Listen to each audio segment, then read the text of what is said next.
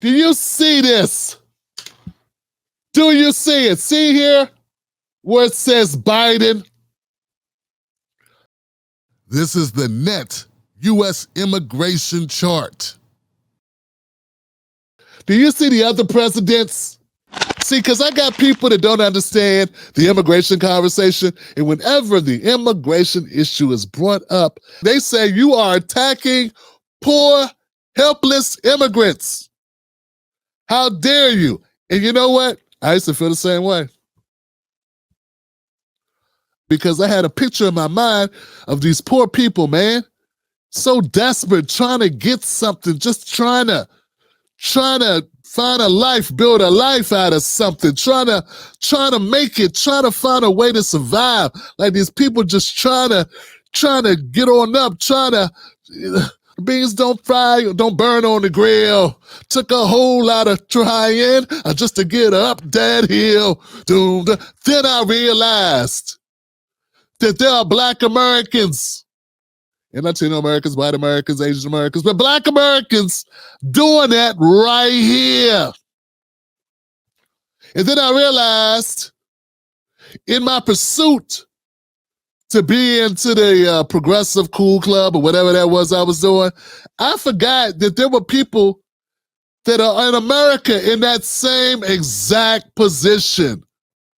That 40% of Black children live beneath the poverty line. And there's no one going, oh, he cages. Oh, AOC's not going to the border, but she's not going to Harlem not Harlem, because Harlem's gentrified. There are places I can take your ass that you can cry right here. You ain't got to go to the border of the southern border. So this young man's going to ask Kamala Harris, what are you going to do about the border? How are you going to fix immigration? How? What are you going to do?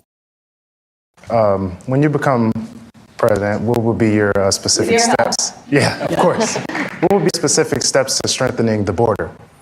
So it's a wonderful and important question. My background was as a prosecutor, and I was also the elected attorney general for 2 terms of a border state. So this is not a theoretical. She already found out. That's not what he asked you. He asked you your story. No one asked you where you come from, who you are, none of that BS. Nobody gives. No one cares about you. We care about what you're going to do for us. That's like 101 basics, right? That's like 101 basics in the handbook of YouTube, for instance, guys. If you want to do a video, never start off telling people who you are. Hi, my name's Tim Black, and I'm a content creator, and I want to talk to you today about this thing, and I've been doing this 10 years. And everyone's like, what is this video about? Who is this milk dud head fool up here talking to me about himself? I don't want him. Get this old man off my screen. You should start talking about the thing that they came there for. And in this case, he came there about immigration. He's asking you, what are you going to do about the border? What are you going to do? Instead of her addressing that, okay, here goes my plan for the border. I'm glad you asked. Bam, bam, bam. She goes, instead. Specific steps. Yeah, of course. And he says specific steps. He already knew, meaning this young man is very smart, unlike Kamala Harris supporters. He prefaced it, what are your specific steps? Meaning, I don't want to hear this. I don't want to hear about your life story. I don't want to hear about McDonald's. I don't want to hear about your mama working a job. You had to save up to buy a house. Everybody has to save up and buy a house. Who don't just get one for free. We don't want to hear about Willie Brown or the walking with your mother, you're walking with your dad, with a tribesman. I don't want to hear. No one wants to hear it. He said, what are your specific steps going to be to fix this problem that I care about?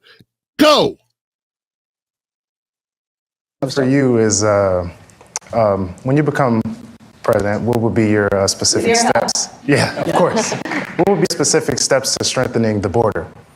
So it's a wonderful and important question.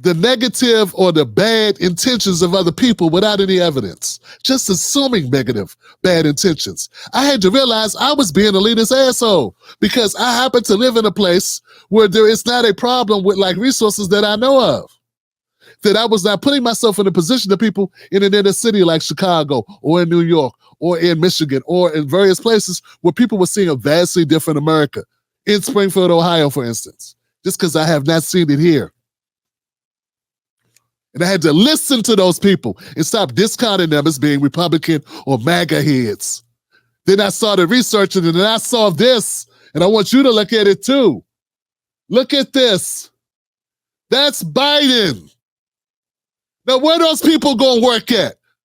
Where they gonna live at? What resources is it going to take to clothe, feed, and shelter those people?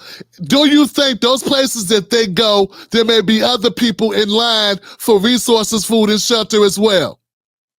What do you do? And because those people that are coming, if you look at this grid, guys, hit like if this makes any sense to you.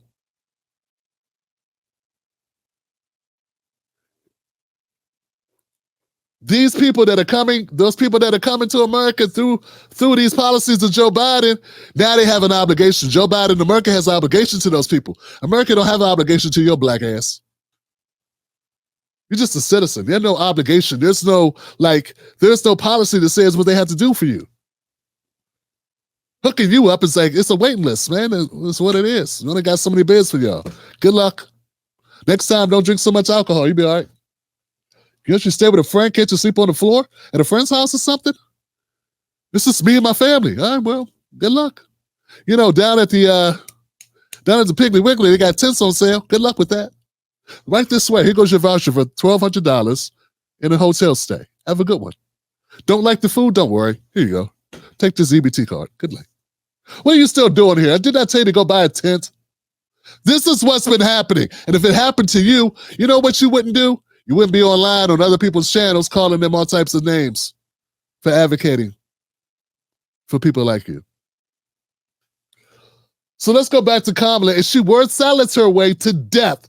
The young man said, what are you specifically going to do to strengthen the border, to solve the problem at the border? Here goes Kamala, your president, the one they say, if you don't vote for her, you ain't black. If you don't vote for her, you don't love black women. Here we go. Here she is with her amazing specific steps she's going to take to fix the border situation that you now know exists.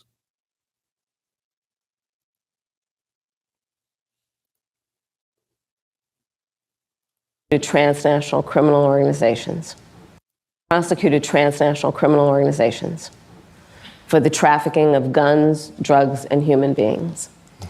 I take very seriously the importance of having a secure border and ensuring the safety of the American people. Sadly, where we are now can be traced most recently back to the fact that when the United States Congress, members of the Congress, including some of the most conservative Republicans, came up with a border security bill. And here's what that border security bill would have done. It would have put 1,500 more border agents at the border. Let me tell you, those border agents are working around the clock. It would have just been about giving them some support and relief, which is probably why the border agents actually endorsed the bill. It would have allowed us to stem the flow of fentanyl. And I'm looking at people from all. Okay, guys. You got that right. She blamed Trump. She blamed Trump. It's Trump's fault. That's why this happened. This happened because of Trump. Mind you, the bill that they say Trump blocked, it wasn't trying to get, they didn't try to get that through Congress until it was like 3.5 years into this. Okay? Like 3 years into this. So for the first couple of years, they did nothing. And then it was like, oh man, it's election time now, Johnson. It's election time. Why would people want to work with you? Why would the Republicans want to work with you? And not to mention, there were other things in the bill as well. It wasn't just that. It wasn't a clean bill. You would think they would have done a clean bill if they really wanted to fix the problem. But instead, they threw in other stuff like more aid to Ukraine, for instance. Okay, so you got to look at the bills. The bills are never just, well, typically the bills are not just one thing in the bill. No. But here's the point. Here's the point, guys. No one wants to hear that shit. Use executive orders. Do what you got to do. Use executive orders and do what you got to do. Remember when Trump was using executive orders and they were raking him over the coals? They were beating him up in the press. They were calling him a baby killer, putting babies in cages. Turned out most of the pictures were from Obama's tenure when Obama had children in cages. Turns out that's when the pictures were. Yeah. You do know that, right? Okay. They just said it was Trump because they knew you would never check. The point is this.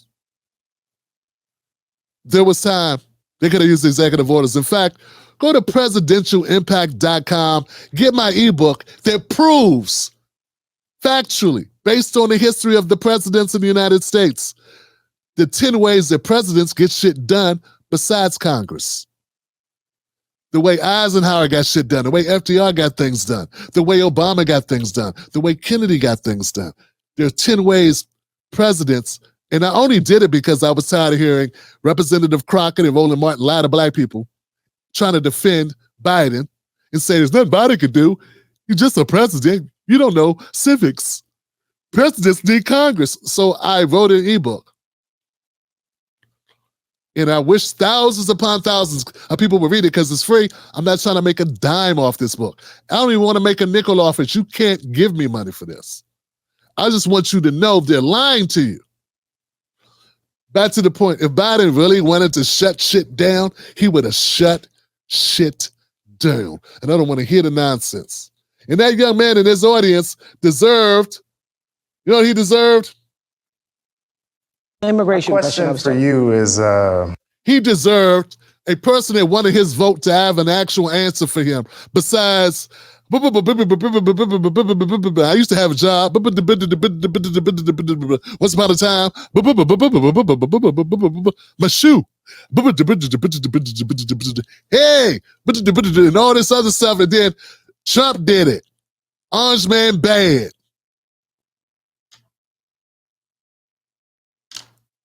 If you would have kept it the way it was when before Orange Man left, probably, and I'm just saying nothing for nothing, guys, why did you change anything? Why did you change the border laws? Obviously, your change caused this. But anyway, let's move on, guys. I can stay here all day because it is a very fruitful conversation, one that's right up my alley as I wake up Black Americans who need to realize Kamala ain't it. And more generally, that the Democratic Party is not the party of the people anymore.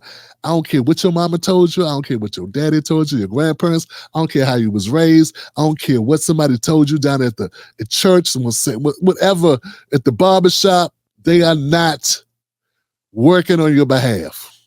I'm not here to tell you that Republicans are either. But the first step is realizing you have a problem. Okay?